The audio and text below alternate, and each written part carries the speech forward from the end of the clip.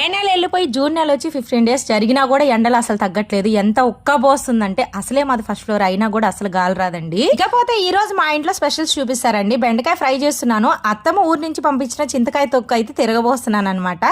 So ఇదైతే గనక మన పాతకాల పద్ధతిలో మీ అందరికి తెలిసిందే కదండి, చింతకాయ తొక్కు. ఇప్పుడు ఏదైనా ఊరగాయలు అంటే గనక ఇదొక్కటే అనమాట. ఇంకా తర్వాత వచ్చేసి మెయిన్ అయితే గనక ఆవకాయ అనే చెప్తాను. మనకి ఎక్కువ రోజులు నిల్వ ఉండాలంటే చింతకాయ తొక్కేనండి బాబు. చాలా మంది చాలా రకాలుగా ట్రై చేస్తుంటారు. పచ్చిమిర్చి కూడా వేసి బాగా దంచి తిరగబోస్తారు. మన స్టైల్లో అయితే గనక ఎండుమిర్చి, కొంచెం ధనియాలు, ఆవాలు, ఇంకా దాంతో పాటు ఒక్క చిటికెడు స్టవ్ మీద పెట్టుకొని తగినంత ఆయిల్ వేసుకుని ఇప్పుడు నేను చెప్పినవన్నీ దాంతో పాటు ఎండుమిర్చి కూడా బాగా బ్రౌన్ కలర్ లో వేపుకోవాలన్నమాట. పైకి తొక్కు సరిపడా మోతాదులో మనం ఎండుమిర్చి అవన్నీ వేసుకోవాలి. ఇంకా నెక్స్ట్ ఒక ఉల్లిపాయ తరుక్కొని, ఇంకా అలాగే కొంచెం కరివేపాకు, అలాగే కొంచెం అయితే వెల్లుల్లి రెబ్బలు దంచి వేసుకొని ఇలా పోపు పెట్టుకోవడమే. తొక్కు అనేది మనకి ఎక్కువ రావాలంటే ఎండుమిర్చితో చేసుకోవాలి. పచ్చిమిర్చితో చేస్తే తొందరగా పాడైపోద్ది. వీడియో నచ్చితే లైక్